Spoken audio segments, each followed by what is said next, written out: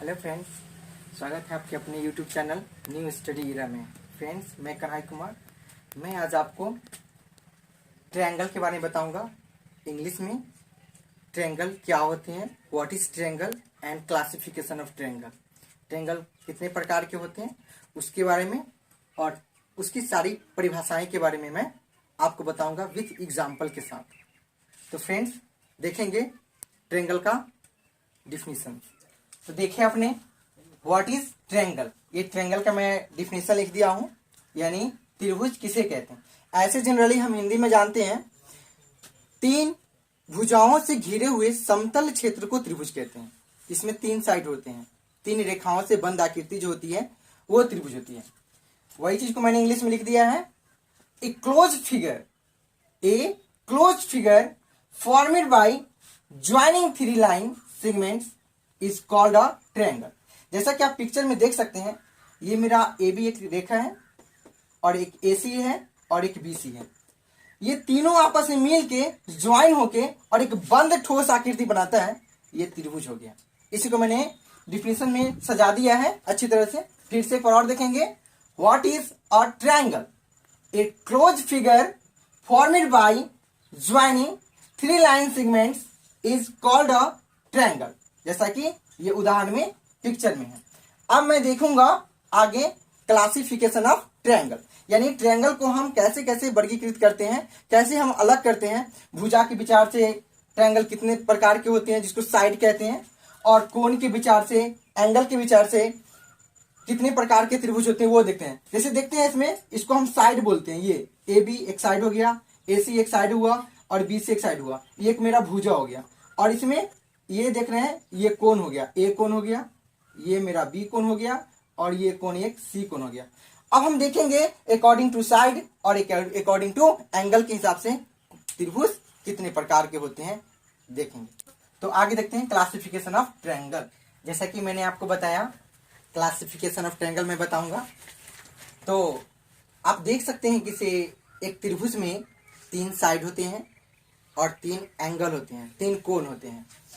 तो साइड के हिसाब से भी, अकॉर्डिंग टू साइड के हिसाब से भी कोण के अलग अलग भाग होते हैं, त्रिभुज के भाग अलग अलग होते हैं साइड के हिसाब से भी, और एंगल के हिसाब से भी त्रिभुज के अलग अलग भाग होते हैं।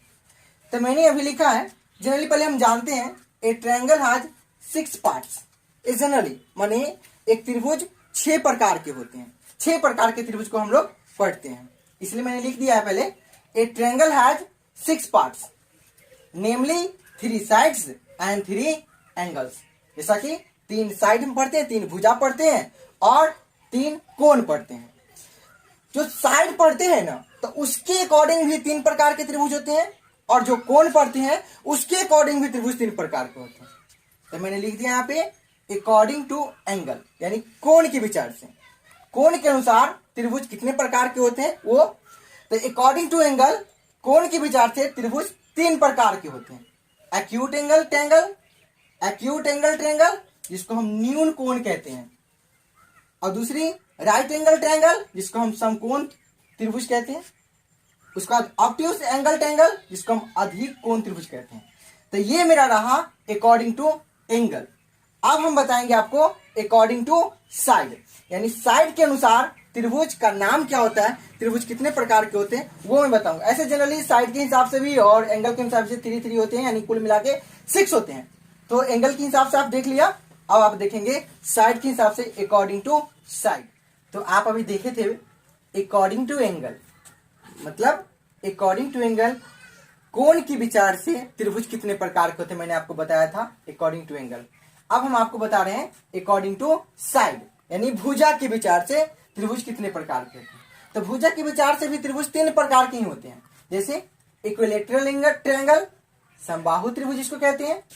आइसोसेलेस ट्रायंगल, इसको समद्विबाहु त्रिभुज कहते हैं।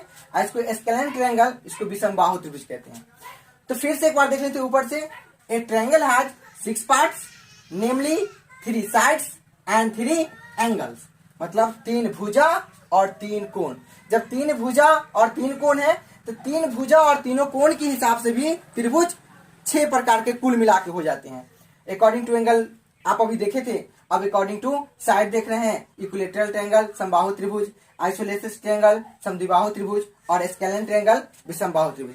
अब बारी बारी से इन 6 पार्ट्स को आप देखेंगे इस वीडियो में। पूरी की पूरी 6 पार्ट को मैंने इसमें फाइंड करूंगा और 6 पार्ट को फाइंड करके परिभाषा के साथ एग्जाम्पल देके मैं आपको समझाऊंगा। आप मेरी वीडियो को लगे रहें, देखते रहें कंटिन्यू। और अगर मेरे चैनल को अभी तक सब्सक्राइब नहीं किया है आपने, तो आप मेरे चैनल को सब्सक्राइब कर लें ताकि हर आने वाला वीडियो आपको जल्दी से जल्दी मिल जाए। इसके लिए सब्सक्राइब कर लें मेरे चैनल को, न्यू स्टडी इरा। तो आगे बढ़ते हैं। देख रहे हैं आप एक्यूट एंगल ट्रायंगल को। बारी बारी से मैं त्रिभुज के 6 पार्ट्स जो होते हैं वो पूरा 6 के 6 को मैं डिफाइन करूंगा। तो सबसे पहले हम देखते हैं अकॉर्डिंग टू एंगल वाला को, एक्यूट एंगल ट्रायंगल को। ए triangle with all the 3 angle is acute is called an acute angle triangle. मतलब वैसा त्रिभुज जिसका तीनों कोण, वैसा त्रिभुज जिसका तीनों कोण न्यून कोण हो। न्यून कोण यानी 0 डिग्री से अधिक और 90 डिग्री से कम, इस तरह के माप का हो, उसे हम एक्यूट एंगल ट्रायंगल कहेंगे।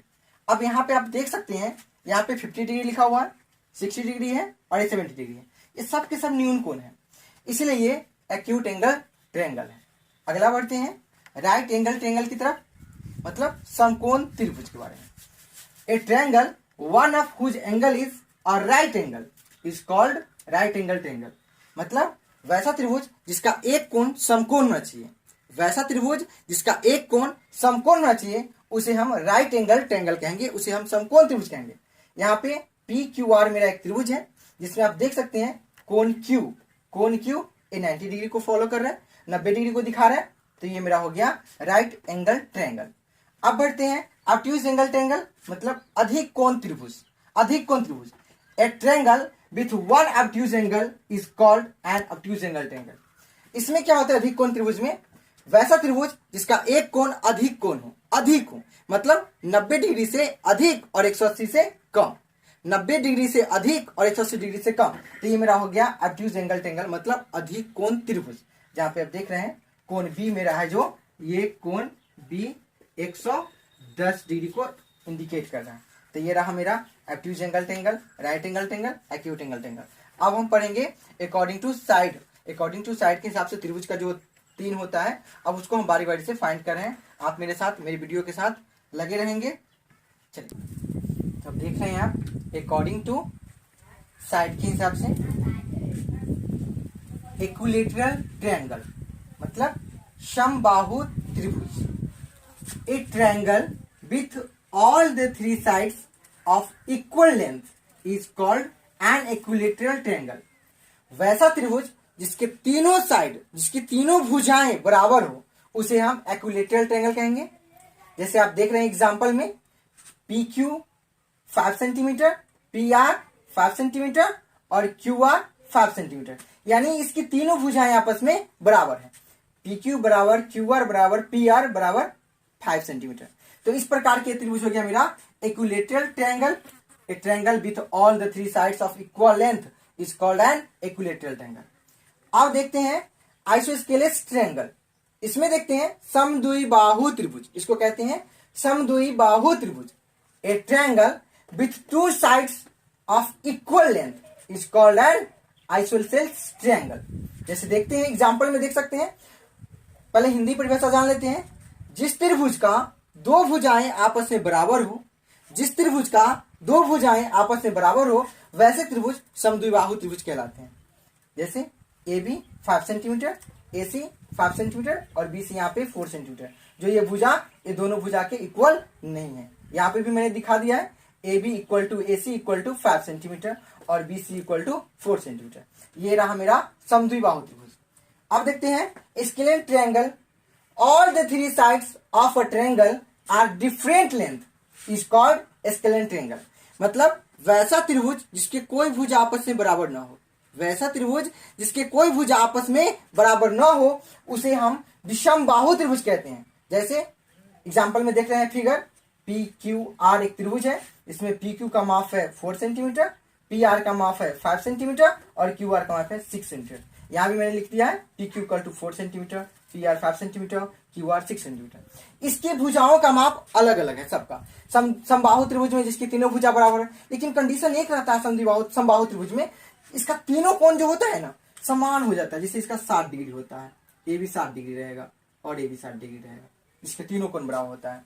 और आइसोलेटेड ट्रायंगल में इसके दो कोण बराबर होते हैं, दो कोण कम से कम दो कोण आपस में बराबर होते हैं। दो भुजा बराबर है तो दो कोण भी बराबर होगा, तो दो कोण बराबर होता है तो ये मेरा हो गया समद्विबाहु त्रिभुज। इसका कोई कोण आपस में बराबर नहीं होता है, इसकी कोई भुजा भी आपस में बराबर नहीं होता, इसलिए ये विषमबाहु त्रिभुज है। इस प्रकार से मेरा ये त्रिभुज का चैप्टर आज कंप्लीट हुआ वीडियो। अगर मेरा वीडियो अच्छा लगा हो आपको तो आप मेरे चैनल को सब्सक्राइब जरूर करें और मेरे वीडियो को लाइक और शेयर करें। धन्यवाद।